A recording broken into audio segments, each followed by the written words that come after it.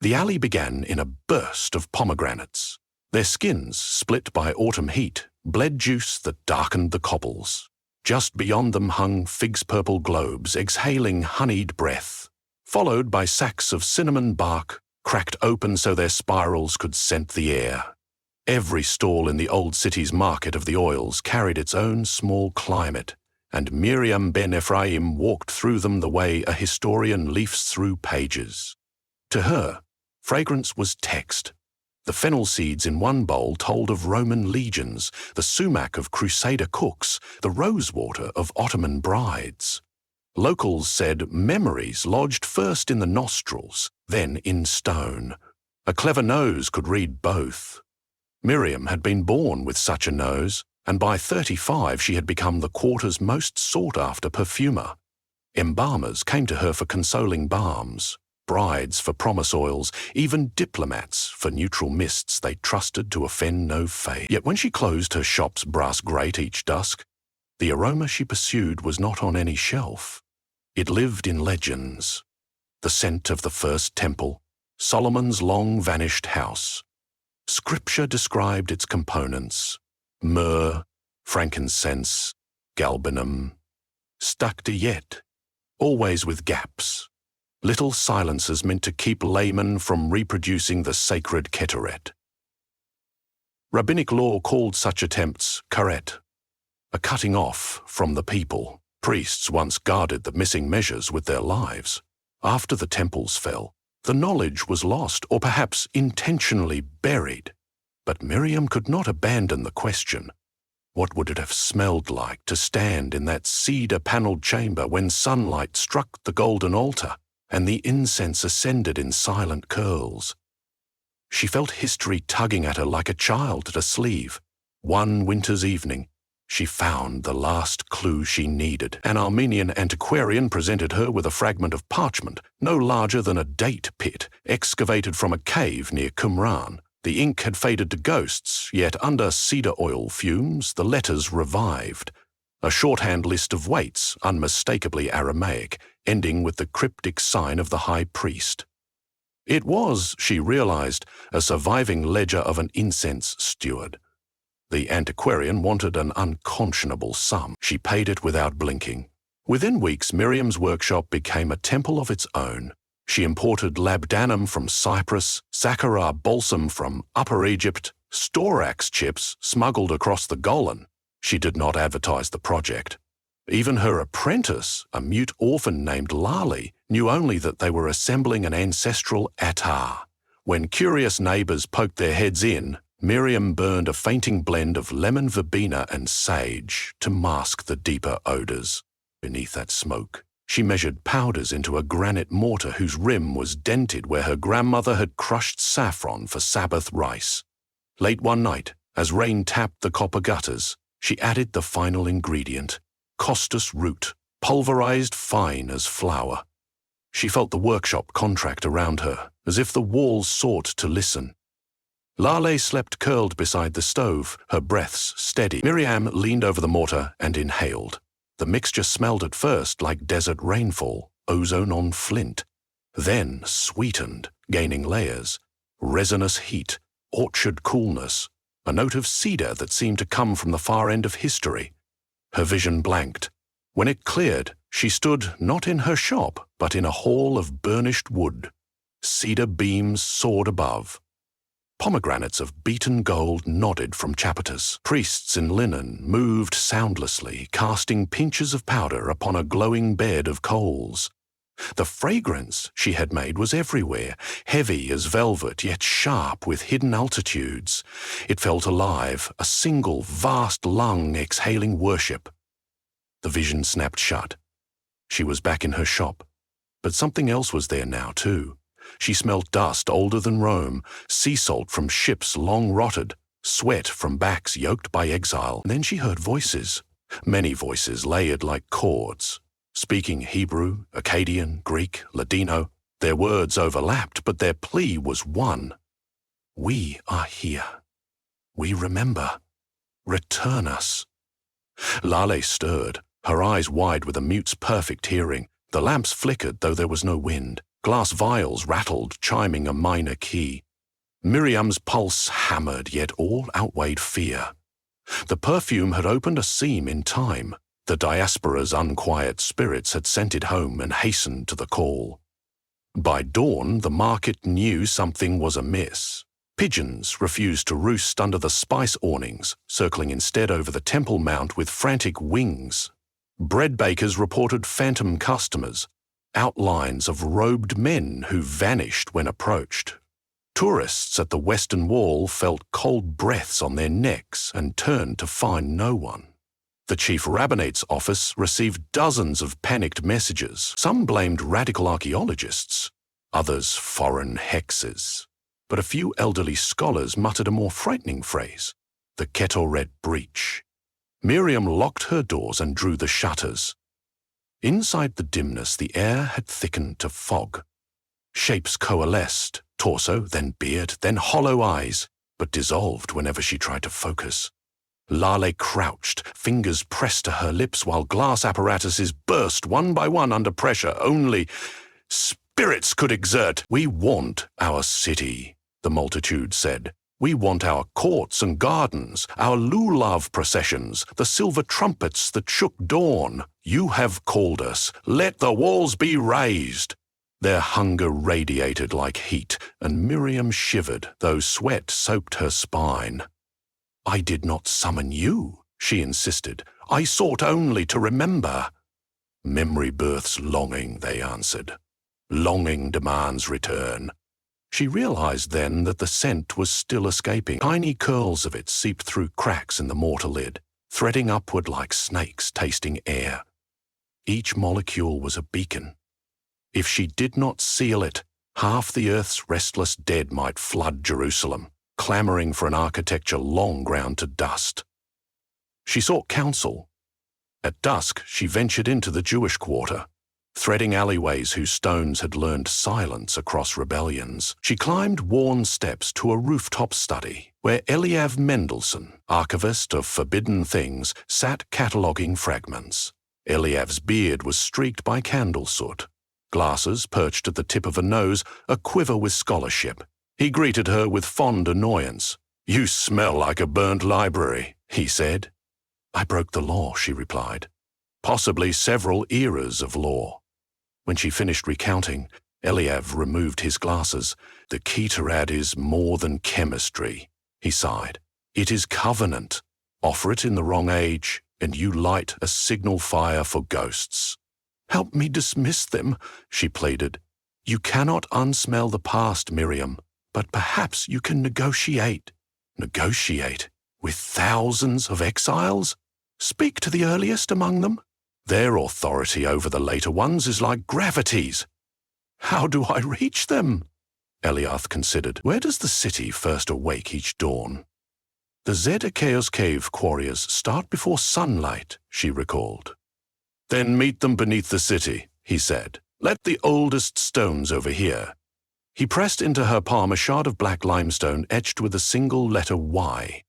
"From a priestly breastplate," he explained, "a spark of Urim. If truth is spoken near it, it will warm." That night she and Laleg descended a stairwell hacked under Damascus Gate. Candle lanterns clutched before them.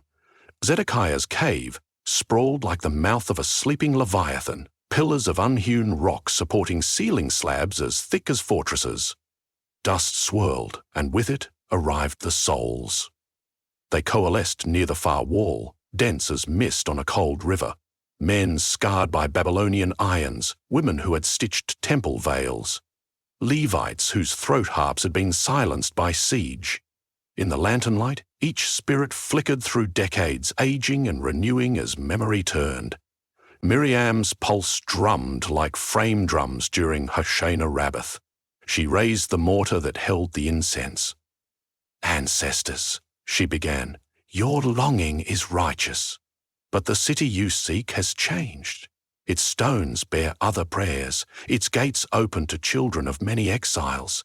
If you rebuild only what you knew, you erase what followed. Jerusalem is palimpsest." The crowd murmured. Lale, though mute, stepped forward and unfurled a cloth she had carried. It held fragments of new earth olive leaves from Silwan, dust from a Muslim schoolyard, wrappers from an Armenian candy stall, a scrap of newspaper in Amharic. She held them up like offerings. Through Miriam's breast pocket, the limestone yod warmed. Truth welled between epochs. An elder spirit advanced. His beard was ribboned with ash, eyes bright as brass. "We sang psalms of ascent," he said, voice echoing off cavern vaults. "So our feet stood within thy gates, O Jerusalem. That covenant is unbroken." "It is," Miriam replied gently. "But covenants evolve. The gates widen, the melodies braid." She uncorked a vial of rosewater, distilled by her Muslim neighbor Fatima, and another of lavender grown by French Carmelite nuns on the hill of evil counsel. Then she lifted the mortar's lid. Incense, vast as antiquity, flooded the cave. "So let us mix past and present," she proposed. A chorus, not a requiem. For a breathless instant the air felt rope-tight. Then the elder spirit inhaled. A tremor rippled his form, as if flavor returned to a long-dormant tongue. Behind him others followed. Cushite guards of Solomon's menagerie, Persian scribes, Judean widows. The cave shimmered with their acceptance and their aid. "We wish only to dwell again," they said. "Then dwell," Miriam answered. "Not in stone alone, but in story within us. Guide us, but do not replace us." She lowered a cedar spatula into the mortar and began stirring the ancient blend with the new waters. The fragrance shifted, still hieratic, yet laced with citrus rinds, cardamom coffee, diesel from buses grinding up Jaffa Road. It smelled like arguments at the Knesset, like violins on Ben Yehuda Street, like a muezzin's dawn cry weaving through church bells. It smelled, above all, like plurality. The cavern lights wavered. One by one the spirits stepped forward, touched the rim of the mortar-thiered translucent fingers, sending concentric ripples of scent, then stepped back and dissolved, not in anger, but in release, as though poured upward into unseen lungs. The last to depart was the elder. Before vanishing, he placed ghostly palm to Miriam's forehead. A blessing sparked like wine in her nerves. And then he was gone. Silence flooded the cave, dense but breathable. Lale exhaled a sob. Miriam felt the yod cool again against her heart. They emerged onto Sultan Suleiman Street just as dawn tugged pink over the Mount of Olives. The city looked mundane, taxis honking, cats rifling trash. Yet something imperceptible had settled, a new timbre in the air, as if absence had shifted key to presence. Back at the workshop, Miriam opened shutters. She had work to do, decanting, labeling, drafting notes for successor noses. She named the new creation Ir Shalom, City of Wholeness. For days afterward, she offered free dabs to anyone who entered. Hasidim, Armenian priests, veiled mothers, backpackers. Each found in it some private echo cedars for one, citrus for another. A Syrian refugee wept, saying it smelled like the courtyard where his grandmother grilled flatbread. News of miracles faded quickly in Jerusalem. Skepticism was itself a protective incense. The chief rabbinate filed no charges. Perhaps they preferred the story half told, a myth folded into the city's ceaseless palimpsest. Eliev merely winked when he next saw her. "Memory management," he quipped, "is now your specialty." But Miriam knew caution was still required. She stored the original temple ratio in a lead-lined box buried beneath a fig sapling in her courtyard. Tradition said lead-muffled metaphysics. The sapling drank that hush and grew. One Friday evening, as sunset gilded the domes, she found Lale standing at the courtyard gate, flute in hand. Though mute, the girl coaxed notes that drifted skyward like thin smoke. Miriam joined with a small clay drum, setting a heartbeat under the melody. Neighbors poked heads from balconies, soon a circle formed, a Coptic seamstress shaking tambourine, a Yemenite baker clapping Gigan sticks, 2 theology students humming minor thirds. The music rose and interlaced, as centuries had interlaced atop these stones. In that braiding of sound, Miriam smelled, without fear, the faintest trace of cedar and myrrh. It nestled like a root under spring grass, quiet yet vital. The past had not been banished. It had been translated. Spiraling upward through song, it found rest in what the living still dared to build. And somewhere beyond sight, in a realm of breath but not flesh, the elder spirit listened. He did not demand walls of white stone, nor cedar beams. The city itself, in its cacophonous now, had become sufficient sanctuary. Each time Miriam's new incense scattered from wrist or collar, it swept through alleys and courtyards, reminding both dead and living that return could mean not possession, but participation. Thus the market of Jerusalem continued to trade in olives and memories, in coriander and consolation, and the alleys remained a map of fragrances waiting to be read. Miriam's shop never lacked patrons, but she accepted only those willing to learn that mastery lay not in capturing a single era's perfection, but in letting eras converse.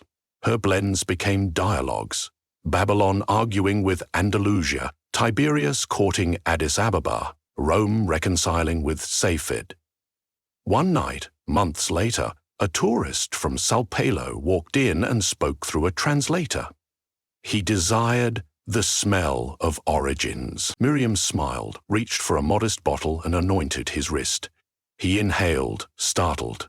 "It's like my mother's kitchen and some place I've never been," he whispered. "How?" "Home and horizon share a root," she answered. He left, dabbing tears. Outside, the clamour of haggling prayer and laughter mingled with the aroma she had made. It floated upward, curling against ancient ramparts, sliding over rooftops where children chased kites, over cemeteries where names eroded to dust, over cranes lifting new glass towers. It rose until wind braided it into clouds and bore it east toward deserts, where caravans once carried kings' tributes of frankincense and myrrh. There, perhaps, those gifts scented an invisible procession of spirits now at peace, guiding them not back toward the past, but onward toward the unfolding story of a city forever refusing to stand still, yet never willing to forget how its every stone first learned to breathe.